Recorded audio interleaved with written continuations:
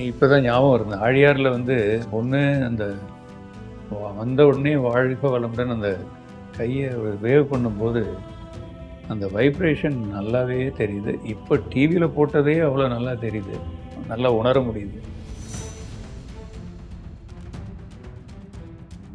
வேதாத்திரிய follow பண்ணதுனால தான் அந்த மன அமைதி, அந்த பொறுமை, சகிப்புத்தன்மை இதெல்லாம் வந்து குடும்பத்திலயும் சரி, ஃபேக்ட்ரிலயும் சரி. இன்னைக்கு கூட ஃபேக்ட்ரிக்கு யாராவது போனா கூட, அவர் பீரியடு எங்களுக்கு பொற்காலம். ஏன் அவர் ஒரு தெய்வம் என்ன சொல்லுவாங்க. நான் எனக்கு தெய்வமா இருந்து வழிகாட்டினது மகரிஷி தான். நீங்க கூகுள்ல போய் தேடாதீங்க. கூகுள்ல போய் தேடுங்க.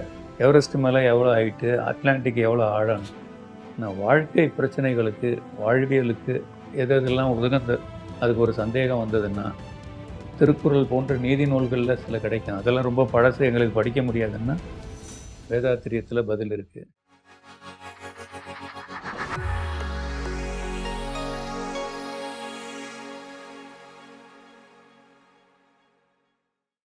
நிறைய கேள்விகள் அவர்கிட்ட பார்க்கும்போது, ட்ராவல் செய்யும்போது கேட்டிருப்பீங்க. ஒன்று வந்து அந்த திருக்குறள் பற்றி அவர்கிட்ட பேசினது. அதை தவிர்த்து இன்னும் வேற ஏதாவது அவர்கிட்ட கேள்வி கேட்டு அவர் உங்களுக்கு கேள்விக்குன்னு கேட்டாக்க, இங்கே ஆழியாரில் 1, 2 கேள்வி கேட்டிருப்பேன். அந்த பேப்பரில் எழுதி கொடுத்து, அதை பார்த்துட்டு க்ளீனாக சொல்லுவார். அந்த மாதிரி பர்சனலாக வந்து இந்த சேலத்தில் செட்டியார் பிவி ராஜகோபால் செட்டியார் ஐயாவோட வீட்டில் நடந்தது தான்.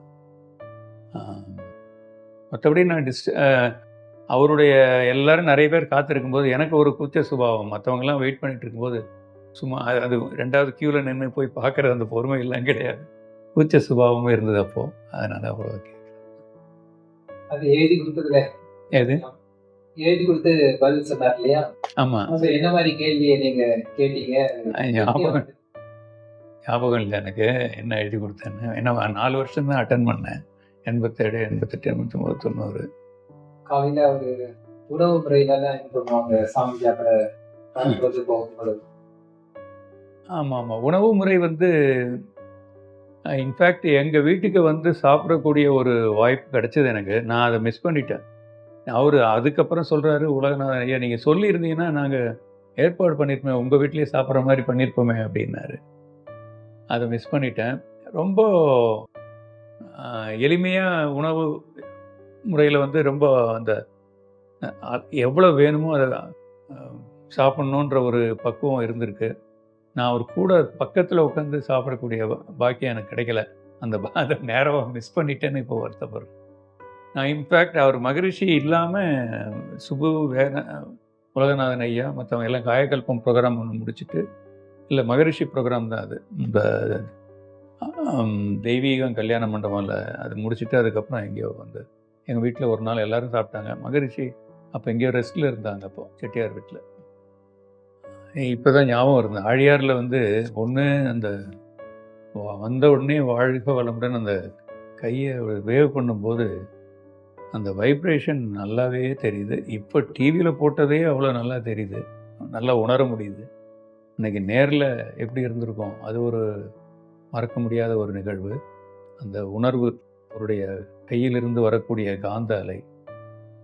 அடுத்தது வழக்கம் போல் இந்த லேடிஸ் செக்ஷன்லேருந்து பேசிக்கிட்டே இருப்பாங்க. அந்த பக்கம் அவர் பக்கத்தில் அந்த பக்கம் உட்காந்துக்கிட்டு ஒரு 10 பேர். கொஞ்ச நேரம் அவர் ரொம்ப நேரம் பேசிகிட்டு இருந்தாங்கன்னா சட்டுன்னு பேச்சை நிறுத்திடுவார். அவங்க ஏதோ முக்கியமாக பேசுகிறாங்க, பேசி முடிச்சு அப்புறம் எல்லாம் கப்சிப்புன்னு அடங்குவாங்க. அப்புறமா அது 1, 2, 3 தடவை நடந்திருக்கு. அப்போ கூட கடுமையாக சொல்லலை. சேலத்தில் வந்து ஒரு ஃபேக்ட்ரி மேனேஜ் பண்ணிகிட்டு இருந்தேன். 90க்கு அப்புறம் 90 வரைக்கும் மார்க்கெட்டிங்கில் இருந்தேன். அப்போல்லாம் பெரிய டென்ஷன் கிடையாது. சேல்ஸ் டார்கெட் ரீச் பண்ணோம், அது வேறு, அது ஒரு பக்கம். அப்போ நாங்கள் வந்து செல்லர்ஸ் மார்க்கெட்டில் இருந்தோம். அதனால் எங்களுக்கு ஒன்றும் பிரச்சனை இல்லை. ப்ரொடக்ஷன் வந்தப்போ ஒரு 200 தொழிலாளர்கள் அங்கே சேலத்தில் ஃபேக்ட்ரியில் நிறைய பிரச்சனைகள் இருக்கும். ஒரு டென்ஷன் அதிகமாக இருக்கும். அப்போது இந்த மகரிஷியோட மனவளக்கலை துறையில் வந்தது, நான் வேதாத்திரியம் ஃபாலோ பண்ணதுனால தான் அந்த மன அமைதி, அந்த பொறுமை, சகிப்புத்தன்மை இதெல்லாம் வந்து குடும்பத்துலேயும் சரி, ஃபேக்ட்ரிலையும் சரி. இன்றைக்கி கூட ஃபேக்ட்ரிக்கு யாராவது போனால் கூட அவர் பீரியடு எங்களுக்கு பொற்காலம். அவர் ஒரு தெய்வம் என்ன சொல்லுவாங்க, நான் எனக்கு தெய்வமாக இருந்து வழிகாட்டினது மகரிஷி தான். அவருடைய கருத்தை ஃபாலோ பண்ணதுனால தான் அந்த ரிசல்ட்டு. வீட்டில் வந்து ஃபேக்ட்ரிலேருந்து வீட்டுக்கு வந்தால் வீட்டில் ஒரு 1/2 அன் ஹவர் ஒரு ரணகலமாக இருக்குது. நான் வந்து ரொம்ப டென்ஷனில் இருப்பேன். பசங்களை எல்லாம் என்னுடைய துணைவியார் கண்ட்ரோல் பண்ணிக்கிட்டு அவங்க எல்லாத்தையும் தாங்கிக்கிட்டு அப்புறம் 1/2 அன் ஹவர் கழித்து தான் கொஞ்சம் இன்முகமெல்லாம் கொஞ்சம் காட்ட ஆரம்பித்தேன். இது வந்து அதுக்கு முன்னாடி.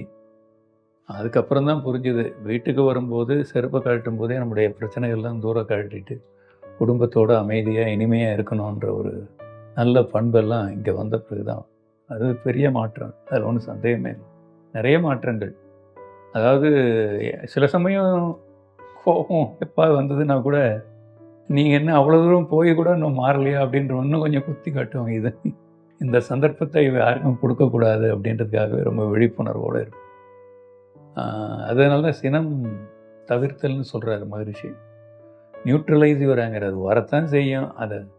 அதுக்கு ஒரு திருக்குறளை அழகாக சொல்லுவார். சினமென்னும் குணமென்னும் குன்றேறி நின்றார் வெகுளி கணமேயும் காத்தல் அறிது. எல்லாரும் அந்த சாதம் இரண்டால் காடு கொள்ளாது. கோபம் வந்தால் பெரியவங்க சாதுவங்கெல்லாம் கோபம் வந்ததுன்னா உங்களால் தாங்க முடியாதுண்ணா அப்படின்ற அர்த்தமே கிடையாது. சாதுக்கு கோபம் வந்ததுன்னா அப்புறம் அது என்ன சாது, அவர் என்னது துறவி. அவருடைய கோபம் எல்லாருக்கும் வரும், சாதுவுக்கும் வரும். அது ஒரு கணம் கூட அங்கே தங்காதுன்றதை அழகாக அந்த குறளில் சொன்னார். வெகுளி கணமேயும் காத்தல் எறியுதுன்னா அவங்களால வச்சிக்க முடியாது. ஒரு நெருப்பு துண்டு மடியில் விழுந்துருச்சுன்னா நம்ம வச்சுக்கோ அப்படி உதறி தள்ளுவோம்ல. நமக்கு கோபம் வந்துருச்சுன்னு அந்த ஒரு கணத்திலே அந்த விழிப்புணர்வு வந்துடும். அந்த விளக்கம் மகரிஷி கொடுத்துருக்காங்க. அதனால் அந்த நிச்சயம் நிறைய மாற்றங்கள். சினம் வந்தாலும் அதை எப்படி தவிர்க்கணும், எப்படி தணிக்கணுன்றது அந்த கலையை நம்ம கற்றுக்கிட்டோம் மனோத கலையில். கேள்வின்னு ஒன்றுமே கிடையாது. கேள்வி எல்லாமே நல்ல பதில் வேணால் எப்படி வேணால் இருக்கலான்னு அது மாதிரி நல்ல கேள்விகள் மூலமாக நல்ல பதில். அதனால் மகரிஷிக்கிட்ட இருந்து தோண்டி எடுக்கிறதுக்கு இந்த கேள்வி பதில் ரொம்ப விஷயம். கேள்வியை கேட்டுட்டோம்னா ஒரு நிறைய பதில் கிடைக்கும். ஆனால் அதை என்ன கற்றுக்கிட்டேன்னா பதில் சொல்லும் போதும் ஓவர் டோஸும் கொடுத்துடக்கூடாது. அது ஒரு கதை சொல்லுவாங்க. யாருமே வரல அப்படின்னு சொல்லிட்டு ஒரு கூட்டத்தில் அந்த மாட்டு குதிரை வண்டிக்காரனும் அந்த ஓட்டுறவனை வந்து அவனை உட்கார வச்சு கொண்டு சொல்கிறேன் கேட்டுக்கணும். அவர் சொல்லி முடித்த உடனே நீங்கள் இத்தனை பேர் 40 பேருக்கு இவ்வளோ நாள் சொல்ல வேண்டியதை என் ஒருத்தனுக்கே சொல்லி முடிச்சிட்டிங்க. அந்த மாதிரி ஒரு கதை மகரிஷி கூட சொல்லியிருக்காரு நினைக்கிறேன் அந்த கதையை. அதனால் அதை அளவாக சொல்லணும், முறையாக சொல்லணும். அந்த அளவு முறை அதுலேயும் உண்டு, கேள்வி பதிலையும் உண்டு அளவு முறை. அதையும் கற்றுக்கிட்டேன் அவர்கிட்ட. பற்றாத சுரங்கம் அது. அவர் டச் பண்ணாத சப்ஜெக்டே கிடையாது. எல்லா சந்தர்ப்பத்தில் நான் நேற்று கூட இங்கே கருத்தரங்கத்தில் சொன்னேன், நீங்கள் கூகுளில் போய் தேடாதீங்க. கூகுளில் போய் தேடுங்க, எவரெஸ்ட் மலை எவ்வளோ ஹைட்டு, அட்லாண்டிக் எவ்வளோ ஆழம். ஆனால் வாழ்க்கை பிரச்சனைகளுக்கு வாழ்வியலுக்கு எதெல்லாம் உதகந்த அதுக்கு ஒரு சந்தேகம் வந்ததுன்னா திருக்குறள் போன்ற நீதி நூல்களில் சில கிடைக்கும். அதெல்லாம் ரொம்ப பழசு, எங்களுக்கு படிக்க முடியாதுன்னா வேதாத்திரியத்தில் பதில் இருக்குது, ஞான களஞ்சியத்தில் பதில் இருக்குது. எந்த சப்ஜெக்ட் வேணாலும் அதில் கிடைக்கும். கேள்விக்கு ரெடி ரெக்கனர் மாதிரி நீங்கள் அங்கேருந்து ஒன்று எடுத்துக்கலாம். உங்களுக்கு படித்தா புரியலன்னா எளிமையான வார்த்தைகள் தான். காலையில் எழுந்து முதல் வேலையாக அந்த பிரம்ம முகூர்த்தத்தில் தவ நிலையில் இருந்து ஒரு தடவை படிச்சிங்கன்னா எல்லாம் புரிஞ்சிடும். அதில் ஒன்றுமே புரியாதது ஒன்றுமே இல்லை. எளிமையான வார்த்தை, பேச்சு நடை மாதிரியே இருக்கும், ஆனால் கவிதையாகவும் இருக்கும். அந்த மாதிரி எனக்கு தெரிஞ்சு வேறு யாரும் அதை மாதிரி அதை ஒரு பக்கம் கவிதைன்னு நினச்சா கவிதை, அது அப்படியே சாதாரண கட்டுரைன்னு நினச்சா கட்டுரை, அந்த மாதிரி இருக்கும் மகரிஷியனுடைய. இப்போது எந்த பாடல் எடுத்துக்கிட்டாலும் சாதாரண உரைநடை மாதிரி போகும், ஆனால் அந்த எதுகை மோனையெல்லாம் கரெக்டாக வந்து உட்காந்து. உதாரணம், இந்த பிரம்மஞான பாடலை எடுத்துங்க. இறைநிலையே தன்னிருக்க சூழ்ந்தெழுத்து மாற்றல் இதன் திணிவு மடிப்பு விழ சுழலும் என்ன, அது வரைக்கும் கரெக்டாக ஞாபகம் இருக்கும். அடுத்தது என்ன, இறை இறைன்னு வந்திருக்கு இல்லையா. அடுத்தது நிறைவெளியில் விண் சுழலை நெருக்குகின்ற ஒரு சொல்.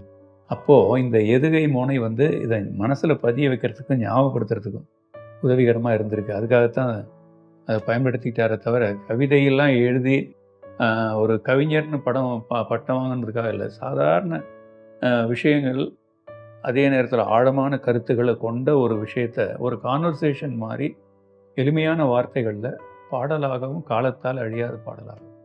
நேற்றும் அந்த கருத்தரங்கத்தில் சொன்னேன், இந்த எல்லாம் வல்ல தெய்வம் அது அந்த ஒரு இறைவணக்க பாடல், புருவத்திடை உந்தன் பூவிரலால், இந்த 2 பாடலும் இன்னையிலேருந்து இன்னும் 2000 வருஷத்துக்கு அப்புறம் திருக்குறள் எப்படி நினைக்கிறாங்களோ அதே மாதிரி இந்த பாடல் இருக்கத்தான் போகுது. பார்க்குறதுக்கு நம்ம இருப்போமோ இல்லையோ, நிச்சயமாக 100 வருஷத்துக்கு அப்புறம் யாருமே இங்கே இருக்க போகிறதில்ல. அந்த மாதிரி ஒரு பாடல். அது குருவுக்கு வணக்கம் சொல்கிற ஒரு பாட்டில் உலக சமுதாய சேவா சங்கம் மனவளக்கலையில் என்ன நடக்குதுன்னு ஒரு புரோஷர் அல்லது புல்லட்டின் மாதிரி இதை கொடுத்துருக்காரு. அந்த பாடலை காயக்கல்பம், உடற்பயிற்சி, தவம் எல்லாத்தையும் அகத்தாய்வுலேருந்து எல்லாம் கொண்டு வந்து அதை குரு வணக்கமாக மாற்றி, யாரும் எதையா உங்கள் சங்கத்தில் என்ன பண்ணுறாங்கன்னா இந்த குரு வணக்க பாடலை இதை படிங்க, இதுதான் எங்களுடைய செயல், நட்ஷல்ல கொடுக்குற மாதிரி ஒரு பாட்டு. இந்த புருவத்திடை நிறைய சில பாடல்லாம் அது மாஸ்டர் பீஸ். இது எனக்கு ரொம்ப பிடிச்சது இது 2 தான். அவர் எழுதின இந்த இதில் ஞானக்களஞ்சியம்னு யார் பேர் வச்சாங்கன்னு எனக்கு தெரியாது. உண்மையான ஒரு களஞ்சியம் அது, பொக்கிஷம். அல்ல குறையாத பொக்கிஷம். எல்லா விஷயமும் இருக்குது. வற்றாயிருப்புன்னு இறைநிலையை சொல்லுவார் மகரிஷி.